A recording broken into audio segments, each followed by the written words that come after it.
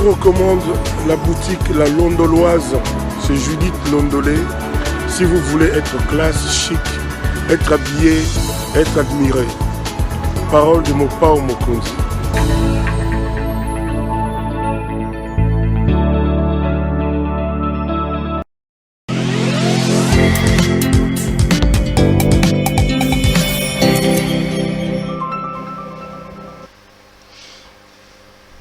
Madame, Messieurs, bonsoir et bienvenue à ce nouveau numéro de l'émission Contre nous soit dit, ce magazine d'analyse d'actualité politique, sociale, économique, juridique et tout ce que vous voulez que nous avons lancé ici à CPL Télévision.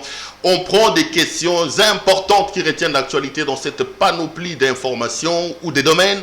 On les met sur la table avec un invité sur le plateau, nous tentons d'en parler. Aujourd'hui, c'est la journée internationale de la liberté de presse.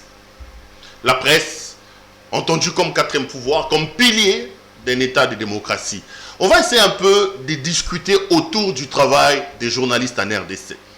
Qu'est-ce que la presse est-elle censée dire? Qu'est-ce qu'elle est censée relayer? Où se trouve la frontière entre le droit à la vie privée et le droit d'informer? Faut-il parler de la vie privée des gens?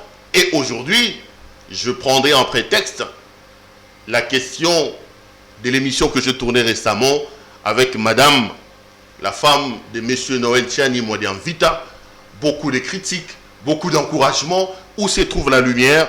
Pour en parler, je reçois un politique, mais qui est journaliste dans le sang, qui a fait ce travail durant plusieurs décennies.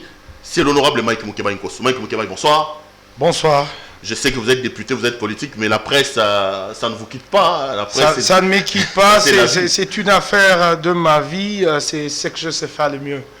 J'ai passé plus d'une vingtaine de ma vie à exercer cette profession. J'ai encore des démangeaisons à mes doigts, j'ai envie de reprendre la plume.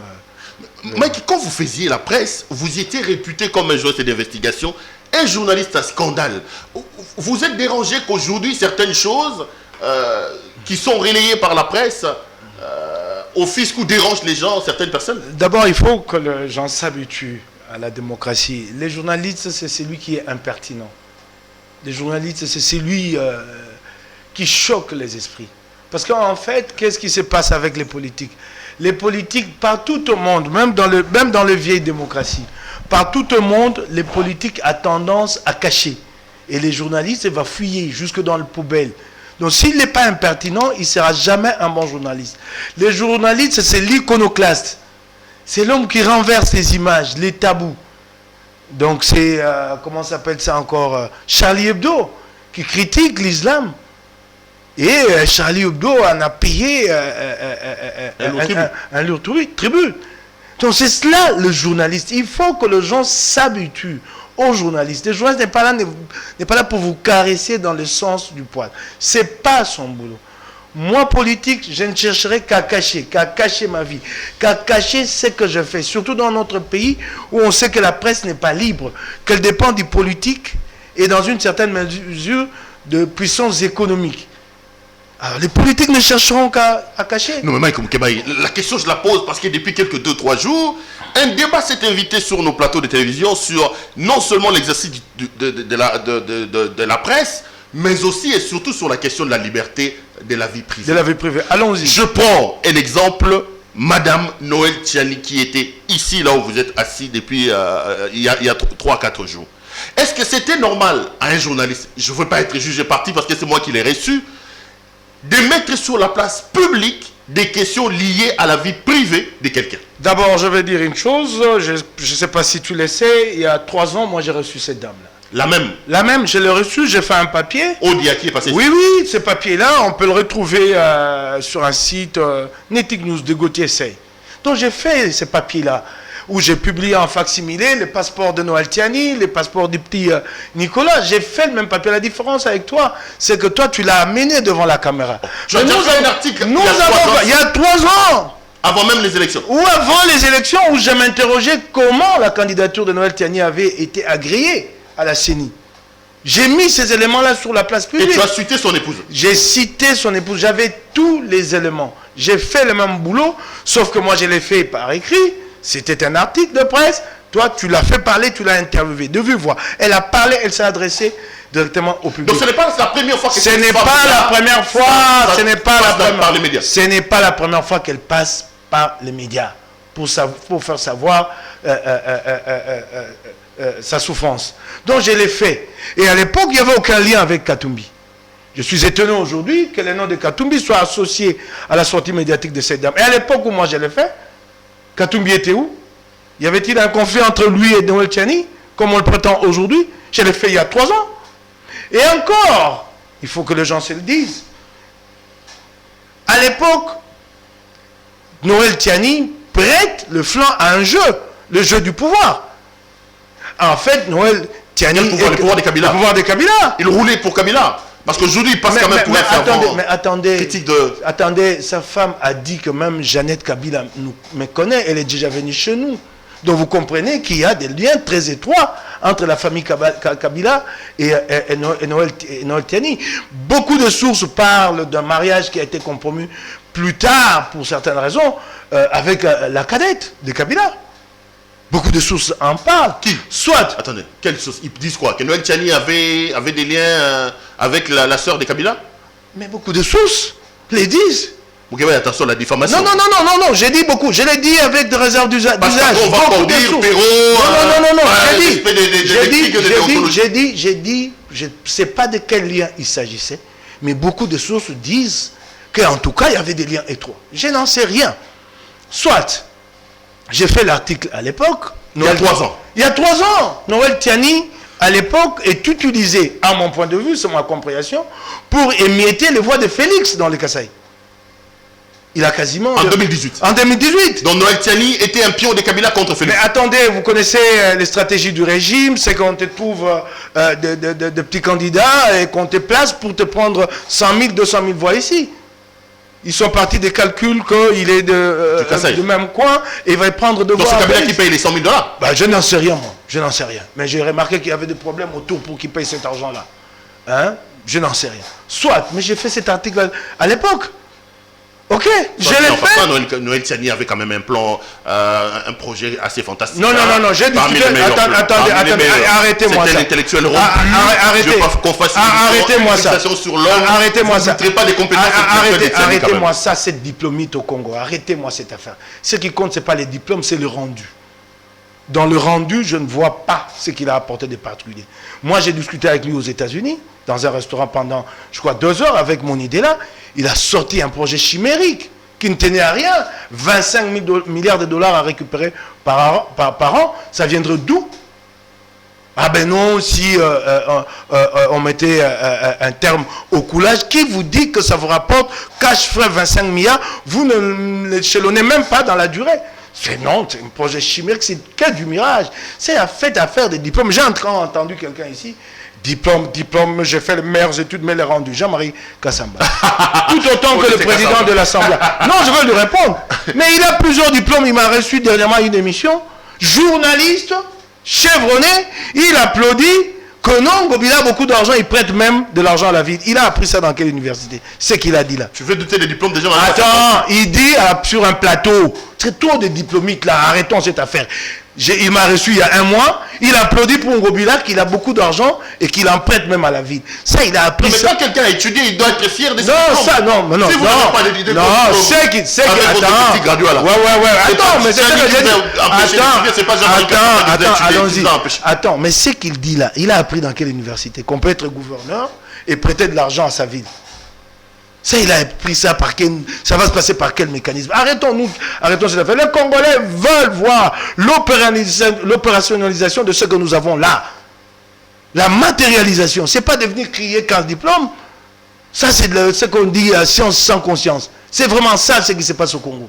De gros diplômes, et puis après, le rendu, 0. Il faut arrêter ça. Revenons sur alors, soit il y a 3 ans, vous rédigez un article là-dessus, où la femme relayait ses... En facsimilé. J'ai sorti les documents en facsimilé. Passeport du Petit Nicolas, passeport de Noël Tchani. Là, non, il n'y avait pas l'ombre de qui? De Moïse Katumbi. Aujourd'hui, il y a l'ombre. Il y a même un journaliste, c'est Freddy Tuyo, je crois qu'un jour je vais répondre à Freddy Tuyo, qui dit que c'est honteux des journalistes corrompus. Tuyo, tu veux qu'on parle de la corruption dans le secteur de la presse? Tu veux? Tu viens régler les problèmes des gens. Non, je les mets en garde. Tuyo est libre, il peut émettre... Oui, mais quand il parle de journalistes corrompus, je les mets en garde de s'arrêter là. Il donne je les mets en garde, soit on continue. J'ai fait ces papiers. Ok. Ces papiers ont été publiés et lus. Ces papiers circulent encore aujourd'hui. Dans les réseaux sociaux, tu peux les rechercher. Netic News, tu tapes, Noël Tiani, tu as les papiers avec tous les éléments. Alors, quand on parle de la vie privée, allons-y, la vie privée. Ok. Comment est-ce que vous, médias, vous allez prendre une femme qui parle de la vie privée de son mari? C'est-à-dire qu'il parle de son mariage qui est un fait privé. Il dit que son mari court derrière les femmes, il dit ceci. Et vous, Mike Moukebaï, vous voulez justifier ça? Est-ce que ce n'est pas une atteinte à la vie privée? Attendez, je vais y aller par les choses les plus banales, anodines. Moi, je veux engager une sentinelle chez moi. Je n'y réfléchis même pas, ça vient spontanément. Hein. Quand je reçois la sentinelle, je demande, messieurs, vous êtes mariés? Oui. Père de combien d'enfants? Vous créez dans sa vie privée, non? Pourquoi vous nous posez ces questions? Vous voulez avoir l'idée de l'homme à qui vous aurez affaire. Si la sentinelle que vous voulez embaucher vous dit que j'ai 9 femmes et 50 enfants, vous l'embauchez? Non, vous dites celui-là il va me coûter cher en termes de charges sociales. Donc vous voulez savoir comment il vit, ce qu'il est, pour déterminer votre position. Donc les éléments de sa vie privée vous permettent d'apprécier, de savoir à qui j'ai affaire. Si vous avez une sentinelle qui a 9 femmes, et 50 enfants. Vous pouvez vous imaginer que chaque jour, comme ici, il n'y a pas de sécurité sociale, vous aurez à payer des soins pour des enfants malades. Vous pouvez vous imaginer que chaque jour, vous aurez à enterrer des gens dans sa famille. Vous vous dites, celui-là est une charge excessive, je ne le prends pas.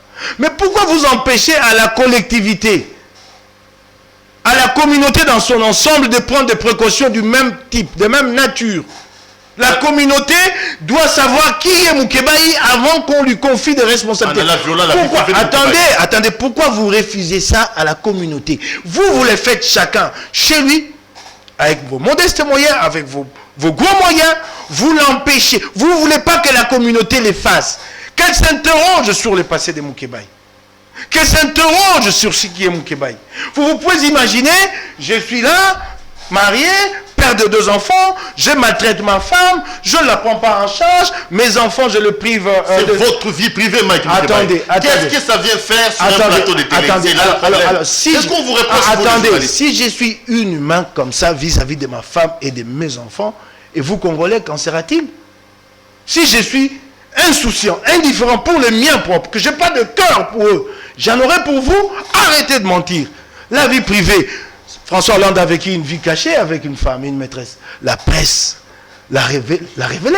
Sa fille Mazarine, qui ne connaît pas l'histoire. Parlez François Mitterrand. Pardon, François Mitterrand.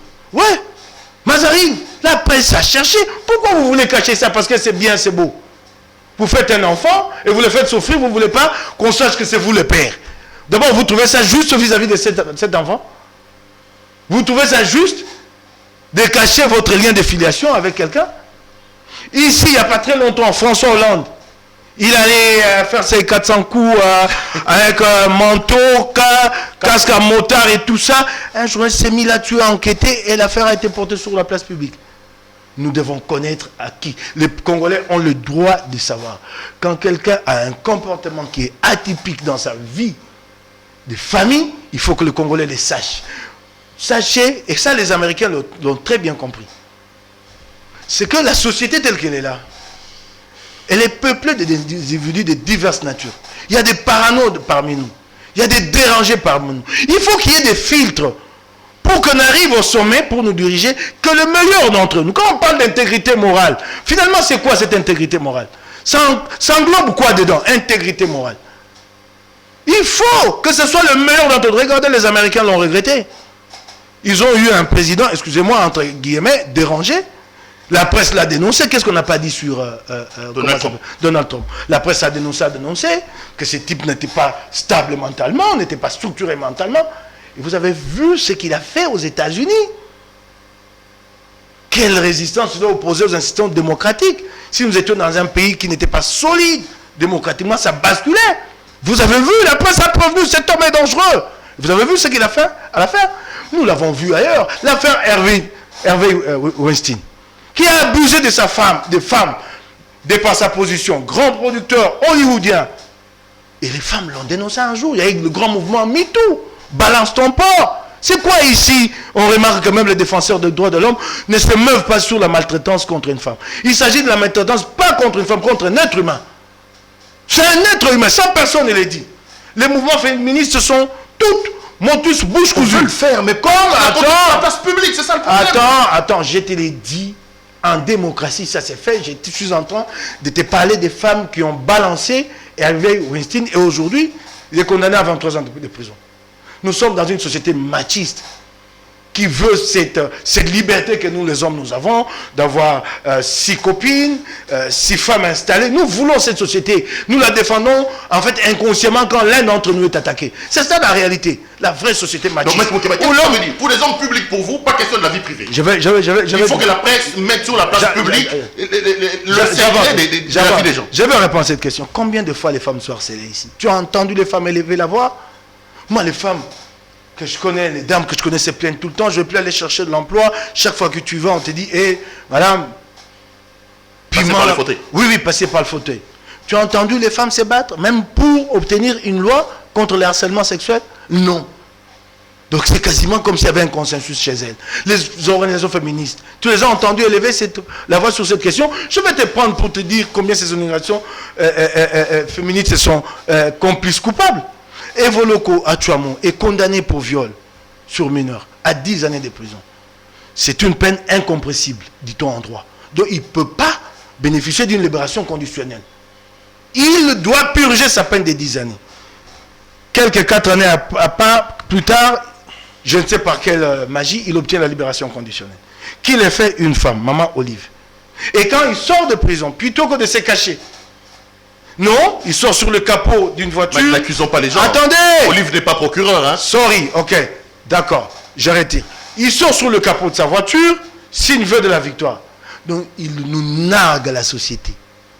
Il nargue tout. Tu as entendu les organisations féministes élever la voix? Tu as entendu Jean-Claude Katende élever la voix contre cette provocation? Non, rien. Mon cher frère, quand vos actes privés débordent de la sphère privée, débordent du privé, et qu'elles rejoignent la sphère publique, vous répondez, monsieur. C'est aussi simple que ça. Mais qu'est-ce que la vie privée de Noël Tiani? Où est-ce qu'elle a débordé? Dans la vie privée, quand vous parlez de la vie privée, et ça personne n'en parle, mais cette femme nous apprend, vous devez même applaudir, vous journalistes. Paresseux que nos journalistes soient ici. Je ne dis pas tous. C'est cette femme qui nous apprend que Noël Tiani a été, pour la première fois nous l'apprenons, chassé de la Banque mondiale. Il a été chassé. Et chassé pourquoi? Selon madame, pour agression sexuelle. Et vous allez placer cet individu-là à la Banque centrale pour que demain, il soit l'interlocuteur de ceux qui l'ont chassé. Est-ce qu'on peut nous prendre au sérieux en ce moment? Donc demain, les délégués de la Banque mondiale arrivent ici, ils trouvent qui en face? C'est lui qui a été chassé chez eux pour méconduite grave. C'est une atteinte à la société. Le droit est dit au nom de nous tous. Et chez nous, on banalise. Non, ce n'est pas le cas à l'Occident. C'est très grave et c'est resté dans les archives. Si tel est le cas. Et c'est celui-là. Cette femme nous l'apprend. Ça ne touche personne. Nous voulons voir un gouverneur qui a été quelque part sanctionné pour méconduite, immoralité grave. Mais chez nous, c'est acceptable. Non. La femme se plaint pour maltraitance. Elle livre sur la place publique ce qu'elle sait de l'homme. Ce qu'elle sait. Et qui est par ailleurs vérifiable pour chacun d'entre nous. Mais la question, la loi protège quand même la vie privée, Mike. On reviendra plusieurs fois là-dessus. Hein? La loi protège quand même la vie privée, monsieur Moukébaï. Quand vous en parlez avec délectation. Je vais répondre. D'abord, nos lois sont obsolètes. Obsolètes dans la plupart des cas. Je vais commencer par la loi sur la diffamation. La loi sur la diffamation ne tient pas compte du fait que ce qui a été dénoncé est vrai ou faux. Il suffit que celui qui se présente en victime se plaigne et vous êtes condamné. Vous vous rendez compte de l'iniquité de cette loi? C'est-à-dire quelqu'un se balade nu dans la rue, vous le dites ici, vous êtes condamné. Parce que vous avez dit qu'il s'est baladé nu dans la rue. Ces lois-là doivent évoluer. Elles n'ont pas connu cette évolution. Quand on dit protection de la vie privée, quand on dit protection de la vie privée, c'est que je dois, moi, refuser, je dois, moi, me garder de faire une intrusion dans ta vie privée. Commencer à t'écouter, à t'effiler. Mais quand une personne de ta vie privée, qui est victime de la maltraitance, sort de ta vie privée, pour dire au public, voilà ce qu'il est cet homme. Quelle est la vie privée? Mais c'est lui avec c'est moi qui deviens l'intrus. Oui, toi tu n'es pas l'intrus. C'est celle qui partage la vie privée qui dit, il faut que le Congolais connaisse cet homme. Elle sort de cette vie privée. Elle dit non, ça c'est un danger pour la République. Je dois alerter le Congolais. C'est elle qui sort du privé pour venir dans la sphère publique. Où est le problème du journaliste? Mais là, ça intéresse le public. Parce que le public a le droit de savoir qui est cet homme. Dans ce qui a été dit. Il y a des mensonges. Je n'ai pas vu passer une mise au point. Donc c'est vrai ce qui a été dit. On peut le dire ainsi. Donc ça nous a permis aujourd'hui de savoir à quoi nous en tenir face à Noël Tiani. Je l'ai dit ici. La société est pleine de dérangés, plein de parano qui se cachent derrière de costumes, cravates. Si nous le découvrons, tant mieux pour nous. Tant mieux pour nous, parce que pour les restes, pour ceux qui ne cherchent pas à émerger, les paranos et les dérangés à un autre niveau, qui sont mêlés dans la masse, c'est là la justice s'occupe d'eux, chaque fois qu'ils posent des actes répréhensibles. Mais ceux qui veulent émerger, il faut qu'il y ait un filtre. Il faut que ce soit le meilleur d'entre nous. Ceux qui savent porter nos valeurs. Nous sommes une société. Chaque société s'est dit, nous serons tel type de société. Okay, vous savez que... Est-ce que vous croyez que Noël Tiani, c'est un cas isolé? On dit que... Vous tous ici, vous avez des cadavres dans le placard. Toi, tu n'es pas seul dans ta vie. Tu penses que si un jour ça doit venir dans ta vie, tu ne trouveras pas des cadavres dans ton placard. Ça, c'est ce qu'on reproche aux journalistes. Attendez. Pourquoi cibler Noël Tiani? Attendez, le tour de chacun viendra. C'est comme qui c'est qui se bombe le torse. Comment il s'appelle, Jean-Claude Kateni? Venez fouiller de ma vie privée, monsieur, quand tu postuleras, ça viendra. Ça viendra, c'est inévitable en politique, c'est comme ça. C'est quoi cette excuse de dire, tous nous sommes comme ça? C'est quoi cette excuse? Si ce qui est dénoncé, c'est condamnable. Pourquoi l'excuse que c'est? Nous sommes tous, si nous avons tous des copines et des maîtresses, c'est pourquoi il faut aller jusqu'à la maltraitance? Ça, c'est de la maltraitance. Une femme qui réclame un divorce, qui les demande, qui est maltraitée. Et là, j'apprends que son beau-frère a été arrêté. Son beau-frère est à Makala. Prétendument que c'est lui qui couvre, qui cache l'épouse de Noël Tiani. Quelle est cette infraction qui est mise à sa charge? Ça, c'est très grave. Donc, il y a un tout-puissant ici, malgré l'état des droits proclamé, qui lui permet d'actionner des magistrats contre des individus. Et j'apprends ce matin qu'infraction, mandat d'arrêt, c'est même lancé en public hein, pour intimider la pauvre femme. Pour intimider la pauvre femme, intimider les journalistes pour qu'ils ne parlent plus de Noël Tiani. C'est cela. C'est à ce jeu-là que se prêtent des magistrats. Soustraction d'enfants. Une femme qui vit avec son enfant depuis des années. Elle qui se bat avec ses moyens, à qui personne n'apporte le soutien. Vous allez la poursuivre pour soustraction d'enfants. Si cette justice reste instrumentalisée comme ça, j'en appelle au chef de l'État lui-même. C'est très grave ça. Cette femme est une victime qui souffre devant nous. Regardez, je l'ai revue 3 ans plus tard sur ton plateau ici, mais elle a fondu. C'est une femme resplendissante, rayonnante. Regarde ce qu'elle est devenue. Tuée par la volonté d'un homme. Tuer un individu. Toucher dans ce qu'elle a de plus cher. Son amour pour sa dignité. Qu'est-ce que Katende fait de la déclaration universelle des droits humains qui dit que nous naissons tous égaux en droit et en dignité? Savent cette femme-là, sa dignité, elle est où? Monsieur Jean-Claude Katende, elle est où sa dignité?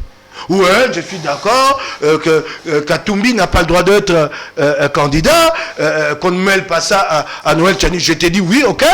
C'est un débat. Si tu ne veux pas que Katumbi soit candidat, vous couvrez ça autour de cette affaire d'exclusivité des nationalités. Ok, il faut être congolais de père et de mère. Ok, c'est un débat. Vous avez une position. Nous, Katumbis, nous avons la nôtre. Nous pensons qu'il a beaucoup donné au Congo.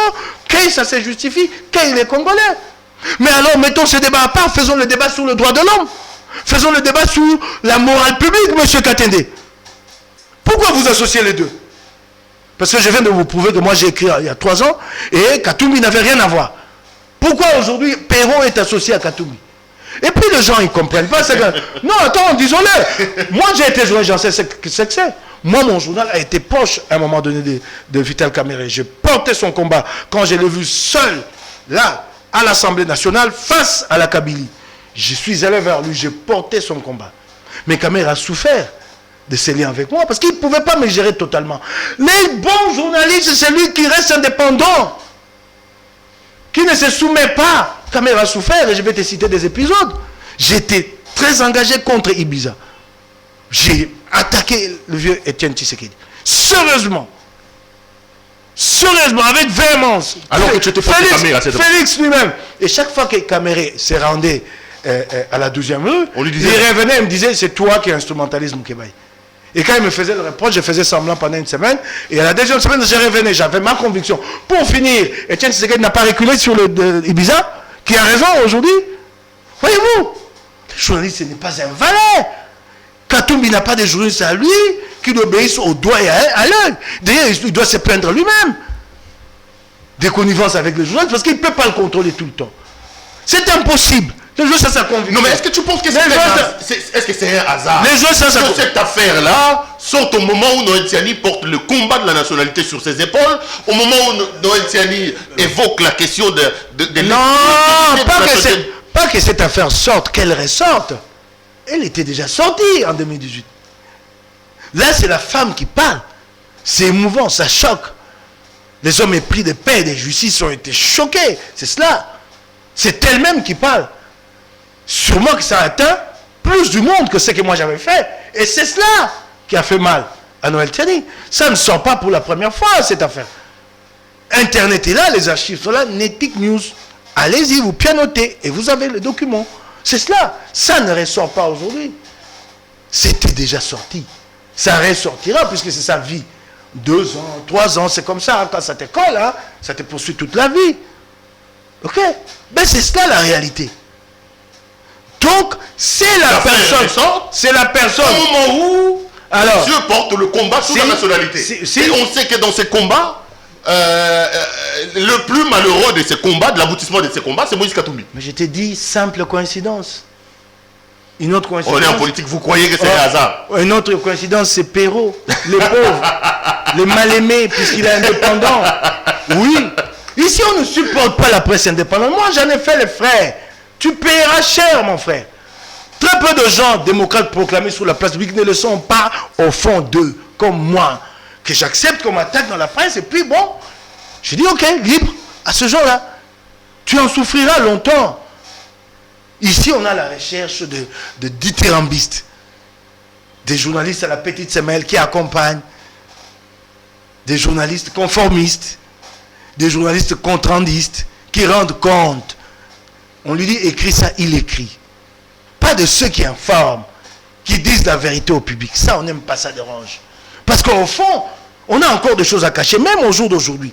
Beaucoup d'entre nous reproduisent encore les pratiques d'hier. Ce n'est pas encore fini. Et c'est là que j'ai toujours attiré l'attention du chef d'État, qu'il fasse gaffe. Je comprends son engagement et je le loue. Et je lui porte pour mon soutien. Mais qu'il se dise que ce n'est pas tout son entourage qui voit les choses de la même façon. Et c'est là qu'il doit tenir les choses. D'accuser l'entourage d'arrêter un peu. Mais je te l'ai dit. Regarde comment. Il a été ici. Regarde. Lui, on apporte la preuve lui-même. Regarde comment il a pris beaucoup à contre-pied sur l'affaire des élections en 2023 ou pas. Il les a pris à contre-pied. Il a parlé sans consulter personne. Il a montré la voie à toute une nation. C'est pourquoi je loue son engagement démocratique. Et cet engagement démocratique, c'est dommage. Il ne peut pas le porter seul. Nous devons être à plusieurs. Même ce que tu fais, quoi que tu reçoives des attaques de partout, mais c'est un engagement qui aide à faire avancer les choses. La personne de la sphère privée, moi je ne nourris pas ma femme. Députée provinciale, ma femme est chez moi, je la prive de nourriture, elle sort et s'en plaint auprès d'un journaliste. Non, c'est la vie privée de Moukébaye.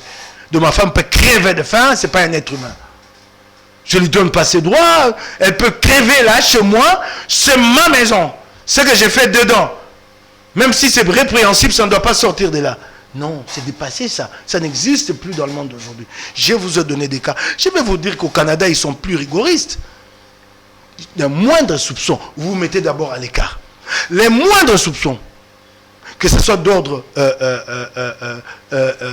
de droit commun ou d'ordre moral, vous mettez d'abord à l'écart. Chaque société construit son modèle sur des valeurs, notamment ces valeurs traditionnelles, qui sont mêlées avec les autres valeurs, dans ce monde où l'universalité est partagée. C'est cela. Aux États-Unis, vous ne pouvez pas devenir président si vous n'êtes pas marié légalement, si vous n'avez pas une vie de couple normale, avec des enfants. C'est une exigence. Et les morales, ce n'est écrit nulle part. Mais en France, vous avez vu que François Hollande est arrivé là, sans être marié légalement. Chaque société construit un modèle. Mais quand Noël Tiani lui-même dit, il parle des journalistes immoraux, il dit qu'il paye le fait de porter son combat. Il a notamment le soutien de Jean-Claude Katende qui dit que vous pouvez être contre Noël Tiani sur la question, mais allez quand même toucher à la vie privée des gens. Ce qui est grave, c'est qu'au moment où nous parlons, j'ai ouï dire qu'il y a d'autres femmes prêtes à se plaindre. On veut faire peur aux autres victimes. C'est cela ce que Noël Tiani fait. Et Katende encourage ça. Katende, dis-moi, viens faire une déclaration publique, le mouvement MeToo. Qu'est-ce que tu en dis? Défenseur des droits de l'homme. Viens, MeToo. Ici, le mouvement qui a accompagné toutes ces pauvres victimes des réveils Weinstein. Qu'est-ce que tu en dis? On veut faire peur, on veut taire les autres victimes. Et ça, c'est non. Elles parleront. Nous avons déjà toutes les informations. Monsieur Noël, nous avons déjà toutes les informations. On veut faire taire les autres victimes. Ah, il y en a encore. Ah, on apprend 4 années. Une fille introuvable. Sa famille la retrouve. Nous sommes au courant. Les voix de ces victimes porteront. Elles porteront très haut. On veut faire paix. Et là, j'appelle les chefs de l'État. C'est très grave que pendant que nous construisons l'État des droits, que les femmes soient traitées comme ça. C'est inadmissible. Vous, organisation féministe, vous êtes où? Il y a une liste, une dizaine de victimes prêtes à témoigner. Vous êtes où? Cherchez ces victimes-là. Amenez-les sur les places publiques. Cherchez-nous ces victimes. Moi, je les sais. Amenez-les sur la place publique. Vous, organisation féministe. On intimide la pauvre Moukadi. C'est comme ça qu'elle s'appelle, si je ne m'abuse. Moi, Odia. Ouais. On intimide pour faire peur aux autres victimes. Prêtes à témoigner. Prêtes à témoigner. Monsieur Katende, la question de l'accès, candidature à la présidentielle, c'est un débat. Ce qui est dit sur Noël Tiani, c'est un autre débat. Ces victimes qui se plaignent, elles doivent être entendues. Ce qu'elles disent, est-il vrai ou faux? S'il y a dedans, il y a des délits qui demandent de poursuite, il faut actionner la justice pour qu'on arrive à réparation pour ces victimes. Ça ne te dit rien, monsieur le défenseur des droits de l'homme. Vous le mêlez, comme la limite chez vous entre partisans et activistes de droits de l'homme défenseurs, elle n'existe pas. Vous mêlez un débat politique à des questions vraies des sociétés, de droits reconnus aux femmes, la protection des êtres vulnérables, les bras, là. que nous sommes censés les mains. Que nous sommes supposés protéger. Nous les laissons entre les mains de bourreaux. Des bourreaux qui se promènent librement dans la ville et qui prétendent et qui aspirent même à des postes de responsabilité. Ça, Katende ne régale pas. L'acharnement contre Katumbi fait que tous les autres principes tombent. Non, monsieur. Acharne-toi contre Katumbi Katende, mais reviens à la lucidité sur ce qui est reproché. Parlons un peu de Katumbi là. Apparemment, il ne joue pas franc jeu avec son allié Félix Tshisekedi, hein, Mike Moukebaï. Katumbi, c'est lui qui écoute les journalistes. Il donne à certains 9 000 et 7 000. Katumbi, c'est lui qui prêche pour que les actions du président de la République... Attendez. Mais à quoi vous jouez? Vous êtes dans le gouvernement. Vous avez des postes juteux. Entre-temps, vous torpillez le président de la Fédération. Nous avons construit l'union sacrée dans la douleur. C'était inespéré. Nous n'y avons pas cru au départ. Mais puisqu'il fallait se battre pour que ça change, nous avons continué. Accord perdu. C'est dire nous jetons toutes nos forces dans cette bataille. En disant qu'un jour, Kabila finira par partir. Dans la douleur, sans demander quoi que ce soit. Moi, qui te parle ici, je me suis engagé dans ce combat. Je n'ai jamais rencontré un cadre de l'UDPS. L'entourage du président de la République, personne. Je n'ai jamais demandé quoi que ce soit à qui que ce soit. Rien. Je menais mon combat. Un jour, moi, ma satisfaction a été l'aboutissement, la mise en place du gouvernement d'union nationale, l'aboutissement, là où ça a culminé, les sommets. J'ai dit, ok, on y est, on peut maintenant travailler. Et il s'est fait qu'il y a des courtisans autour du chef de l'État, comme aussi de notre côté, qui torpillent cette entreprise. Mais les hommes sensés, ceux qui savent ce que ça nous a coûté, ne faut pas attention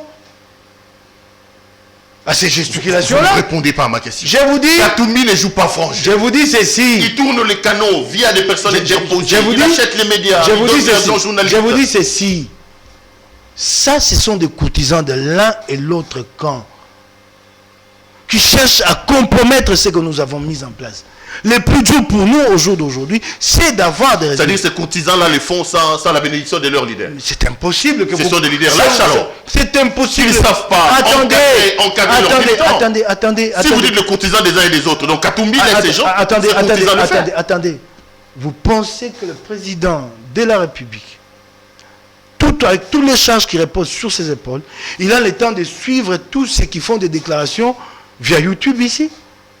Ou va-t-il comme ça maintenant mettre derrière chacun de ces intervenants? Et la discipline des partis, un surveillant. La discipline du groupe n'existe pas. Mais ces gens-là sont des électrons libres. Ils ne répondent pas du parti. Ils sont là, à un coin, ils ont un parlement debout, et là ils tiennent meeting. Vous avez un individu qui a Kasumba Lecha, qui se proclame Katumbiste, qui prend position. Nous ne prêtons pas, les gens sérieux ne prêtent pas attention à ces gesticulations. Ça veut dire quoi? Katoumbi n'a pas recruté les journalistes et Katoumbi n'a pas monté une action de SAP contre Félix Tshisekedi. Pour quel intérêt? Je vais vous dire une chose. Je vais faire une révélation au jour d'aujourd'hui. Ça que mon président me permette, Moïse Katumbi. Moïse Katumbi a souffert avec moi que voici. Combien de fois les pauvres a-t-il pleuré pour que j'apporte mon soutien au président Félix? Les pauvres. J'ai fait le déplacement de Katanga, 1 heure, 2 heures, j'arrivais ici, j'ai dit, je suis là, mon cas. Rien à faire, je ne soutiens pas. Combien de fois a-t-il pleuré? Et à l'époque, on pouvait s'imaginer qu'il souffrait comme ça, quand de ses lieutenants refusaient, disaient, par principe, j'attends que Félix, lui, abatte ses cartes et qu'il m'apporte la preuve qu'il s'engage dans la rupture avec Kabila. Quand Félix l'a fait, quand il a montré patte blanche, je n'ai pas appelé Katumbi pour lui poser la question. Tout de suite. Félix l'a fait quand?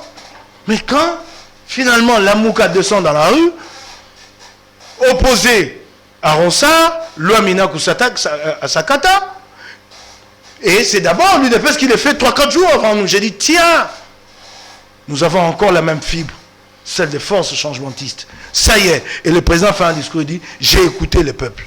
J'ai dit, ok. Et là, spontanément, j'ai dit, je lui apporte mon soutien. Mais auparavant, Katumbi a souffert. Plus d'une fois, demandé à tous ceux de son entourage, ils le savent. Mike, je te le demande. À la limite, quand il insistait trop, je faisais semblant de l'écouter. Quand je revenais à Kin, j'étais aussi intraitable qu'avant. Alors là, vous allez dire que c'est Katumbi qui m'envoie. Je les mettais en difficulté parce que je savais que lui était plutôt favorable. Mais moi, je restais prudent. C'est une position politique. Je disais... Tant que je n'ai pas la preuve, je ne voudrais pas engager ma crédibilité. Parce que si demain, Félix maintient l'alliance avec Kabila, moi, qu'est-ce que je dirais au grand public? C'était ça mon questionnement. Quand j'ai reçu la réponse de Félix lui-même, j'ai dit, tiens, je le soutiens. Il ne faut pas tout attribuer à Katumbi comme s'il était omniscient, omnipotent. Il n'a jamais écouté les journalistes. Lesquels? Pas Élisée Odia, pas Ferro Loira, pas Peter Tiani. On cite encore qui? Istani Boujaki. Aucun. Laissez les journalistes avec leur sensibilité être proches d'un courant politique ou d'un autre. C'est des choses qui se vivent dans tous les pays du monde, tous les pays démocratiques. Ça n'enlève rien à l'objectivité, à l'indépendance du journaliste. Les journalistes qui ont descendu Jérôme Caïsac en France, c'est un des médias de gauche. C'est Edu Plenel, avec son média Mediapart. Il a fait son boulot. Laissez les gens être libres, c'est cela la démocratie. Familiarisez-vous à la contradiction. Nous l'avons fait par le passé, nous devons continuer à protéger ces valeurs-là. C'est quoi cette affaire, tout le temps, des journalistes en ligne, des mires, puisqu'ils ont dit ceci et que ça n'a pas plu à tel. Pourquoi? Vous croyez que ceux-là, ceux qui disent, eux, nous plaisent à nous tout le temps? Mais nous disons, tant mieux.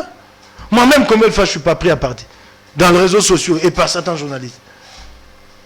Combien de fois? Combien de fois? Mais le problème aussi, c'est pas le problème des journalistes eux-mêmes aussi. Est-ce que le fait d'avoir des journalistes estampillés, colorés, on sait que tel est tel, on sait que tel est tel. Est-ce que le problème ne part pas de là? Parce qu'on parle quand même de la liberté de la presse. J'ai dit ceci. Quand nous parlons déjà de ligne éditoriale, la ligne éditoriale est une position politique. Je ne dis pas politicienne. Politique, un point de vue d'un média qui les particularise vis-à-vis d'autres médias. Donc déjà nous sommes différents rien que par nos lignes, par ma sensibilité politique.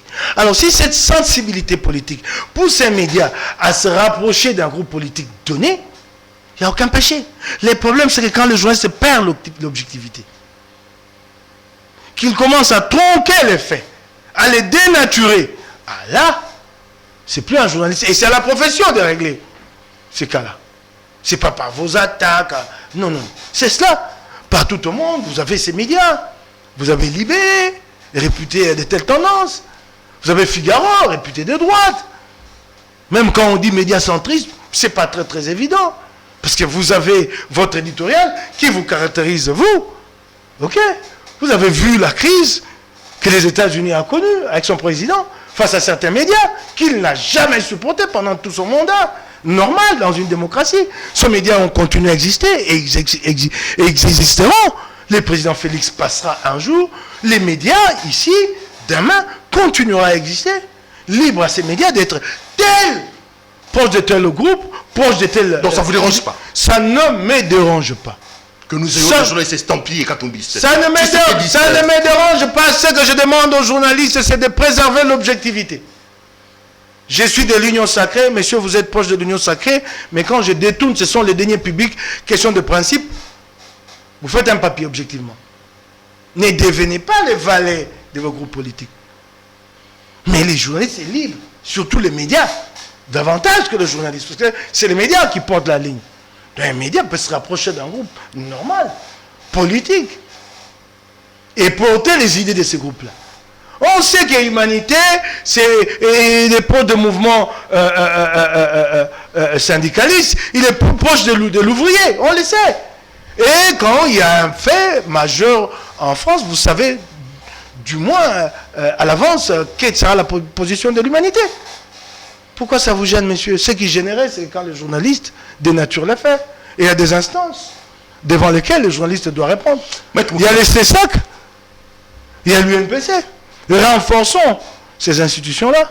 Donnons-leur assez de crédibilité, assez de force. Et quand ils sont pleins tout le temps de journalistes, quel est l'effort que l'État lui-même entreprend en tant que pouvoir organisateur? N'importe qui se réveille un matin, il a sa caméra, il devient journaliste. Ça, l'État ne le voit pas. Et au niveau central et au niveau de la ville de Kinshasa, tout le monde est devenu journaliste au jour d'aujourd'hui. Tout le monde. Au niveau de la régulation globale dans la société, ça on ne le voit pas. On ne voit que les effets en aval. Mais la cause, là où l'État a le pouvoir d'agir, d'appuyer l'UNPC pour arriver à une situation plus ou moins contrôlable. Quand j'ai dit contrôlable, ce n'est pas pour mettre le journaliste au pas, mais de savoir au départ qui est journaliste. L'État ne fait rien. Nous n'avons pas même pas conscience, nous qui sommes en responsabilité, nous n'avons même pas confiance qu'il s'agit d'un fléau. Non. Circuler, il n'y a rien à signaler, on ne prend pas en charge cette question-là. Il y a un vrai débat à faire ici sur la presse, véritable débat, de fond, faisons-le. Revenons sur le cas Noël Tsani, parce que là, on est en train de terminer. Vous dites quoi? Vous êtes scandalisé par des personnes qui attaquent la forme et qui parlent de la vie privée et qui ne se soucient pas de la peine, de la souffrance de la victime. De la victime. Là, vous avez des victimes. La sortie de Madame Odia a provoqué un effet appel d'air. D'autres sont sortis de leur silence. C'est comme ça que c'est parti avec... C'est devenu une boîte à Pandore. C'est comme ça que c'est parti avec Hervé Weinstein. Il a fallu qu'une prenne courage. Vous savez, c'est toujours dur pour une femme de porter sur la place publique ce qu'elle souffre, ce qu'elle endure en privé. Comment la société va me juger, ainsi de suite. Surtout que nous sommes dans une société où c'est tabou ces questions-là. Elle a eu le courage. Et maintenant, nous savons qu'il y a une dizaine qui attendent. Que les journalistes prennent le courage de les interroger. Pour qu'enfin, on sache si c'est Katumbi qui est à l'origine. Non, il y a la souffrance de cette dame qui doit être prise en compte. Elle est victime. Elle a été maltraitée comme les autres. Surtout celle que sa famille n'a pas vue depuis 4 ans. 4 années. Elle y est allée à 17 ans. C'est que nous apprenons. Terrible, hein? À 17 ans, 4 années. Et aujourd'hui, sa famille veut la voir. On dit, attaquez d'abord Odia, comme ça, plus personne ne bouge. Non. Ces voix-là se feront entendre. Nous allons les aider. Via vos journalistes achetés. Nous allons les aider. Via vos journalistes achetés. À qui vous Mais attendez. Vous leur demandez de détruire les images des gens. Hein? Via vos journalistes achetés. Mais je vais vous donner de l'argent. Je vais vous les lancer comme des chiens enragés. Je vais vous dire une chose. Je vais vous dire une chose. Vous savez, quand vous êtes appelé à des responsabilités, vous devez d'abord vous-même savoir soigner et entretenir votre image. De sorte que quand les gens décident un jour de la détruire, qu'ils ne trouvent rien à redire. Mais quand votre vie est déjà ce qu'elle est, c'est facile pour les autres. Parce que sachez-le en politique, que vous le voulez ou pas, un jour des adversaires se mettent toujours là pour vous détruire. Mais commencez par être vous-même prudent. Faites ce qui est politiquement correct. Vous avez posé des actes que je vais juger, entre guillemets, immoraux. Quand ils sont révélés sur la place publique, vous criez.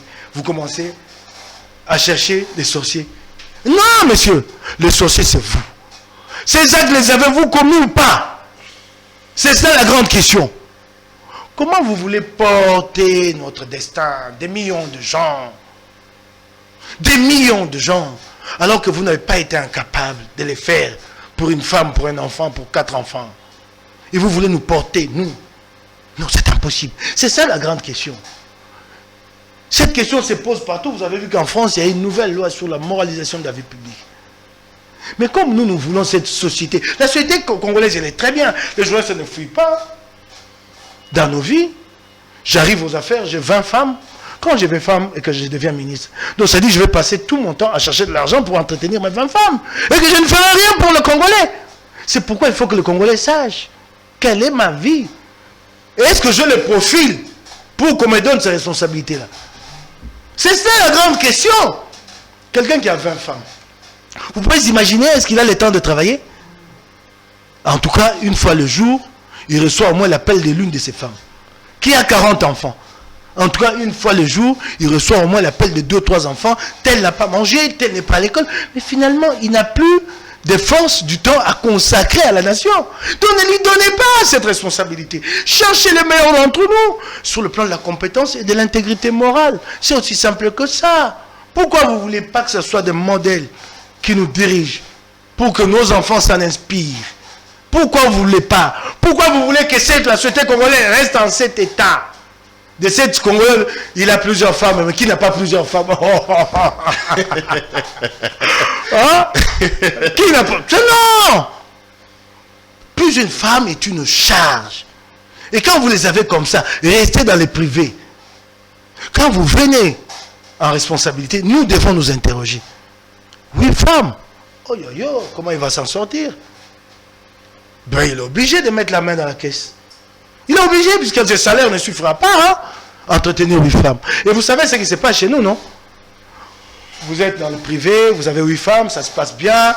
Vous en logez une à Matongé, loyer $200, une autre à Lingwala, loyer $150.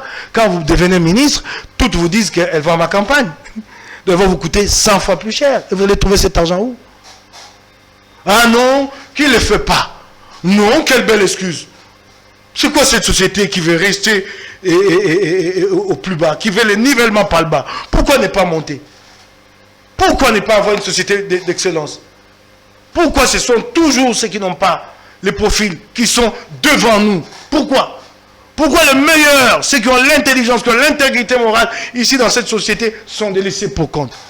Vous avez une société, vous débarquez quelque part, vous trouvez un gars bien habillé. J'ai oublié de te faire le compliment. Ah. Bien sapé comme toi. Ah, mais c'est mon partenaire. Oui, un gars.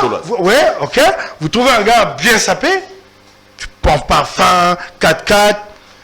Ali prêtre.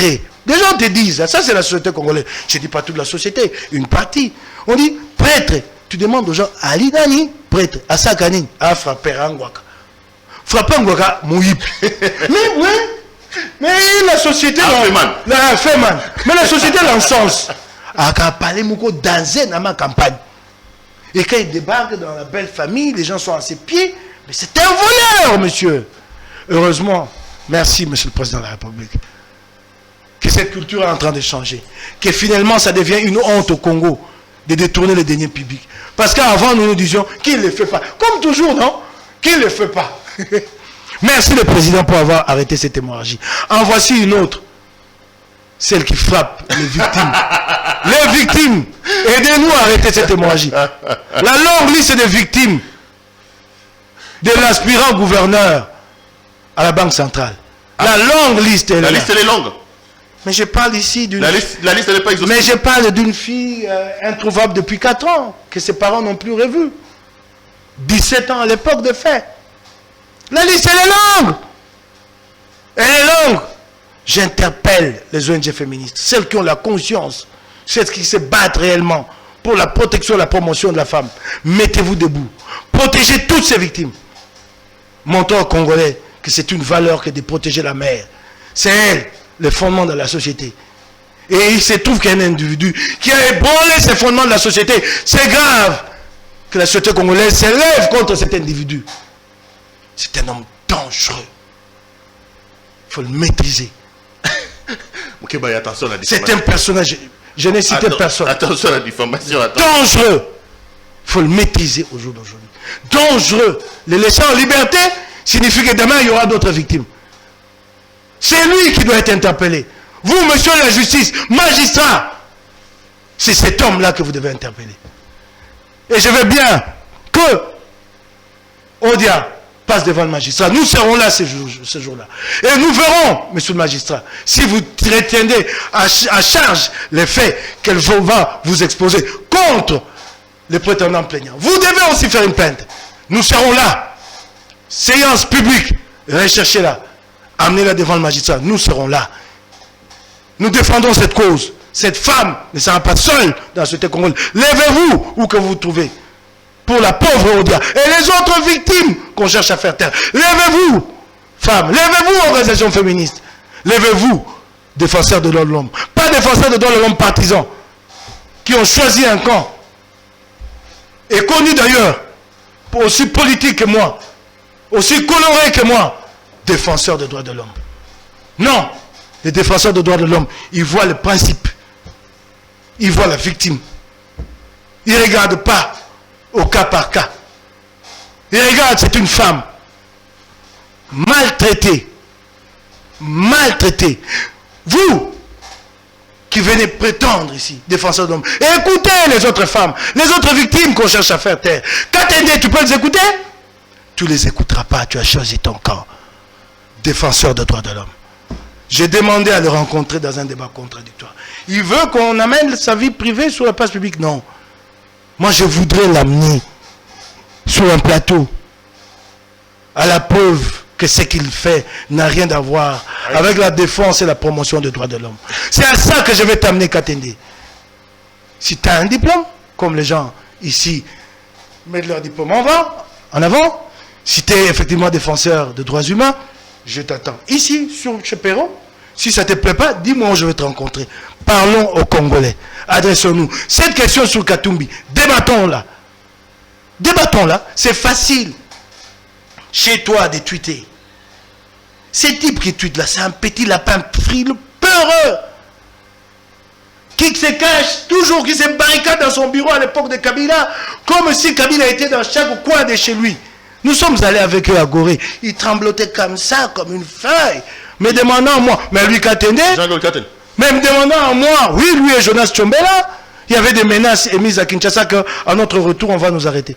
Il vient me demander, est-ce qu'on va nous arrêter? Mais mon Dieu, toi qui es admissible dans toutes les chancelleries ici, qui a la couverture internationale, tu viens me demander à moi, petit journaliste, qui n'entre dans aucune chancellerie ici, tremblotant comme ça.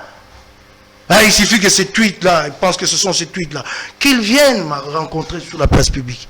Sur cette question de Katumbi. Sur cette question de comment ça s'appelle? De Odia. Sur cette question de Noël Tiani. Qu'ils viennent. que de se cacher derrière sa machine alors qu'il tremblote comme ça. Je suis sûr encore aujourd'hui, comme il a trembloté à Goé, comme ça. Comme une feuille morte. Est-ce qu'on va nous arrêter? Messieurs, toi tu es éligible à toutes les chancelleries. Moi, pauvre journaliste. Mike Moukeba, merci d'être venu nous voir. Madame, messieurs, l'émission est terminée. Je rappelle ce soir qu'on était là avec l'honorable Mike Moukeba, député provincial, élu de Kinshasa, ici à Lingwala, circonscription Lingwala. Ça va, hein? L'Assemblée provinciale, ça va même? Oh, ben, ça va pas. Vous n'avez pas réussi à faire tomber Oui, nous n'avons pas réussi. Face à la puissance d'argent, nous n'avons que notre conviction et notre engagement dans l'union sacrée et nous y arrivons. Ça, vous pouvez compter sur nous avec d'autres comme Peter Kazadi, Magouar Kabemba, Rifan Bahamoudila, Jerry Dikala. Nous y arriverons. Gary, mon vieux élu de Binza, quartier ancien combattant, nous y arriverons. Ça, Gentini peut compter sur notre détermination. Bonne chance. Ouais, l'émission est terminée. Ça a été un grand plaisir pour moi de vous présenter cette émission. Je rappelle ce soir que si vous avez aimé l'habillement comme Mike Moukeba l'a dit, c'est un partenaire, la boutique La Londoloise. Ok, d'accord. Voilà, je fais sa publicité ici, donc vous êtes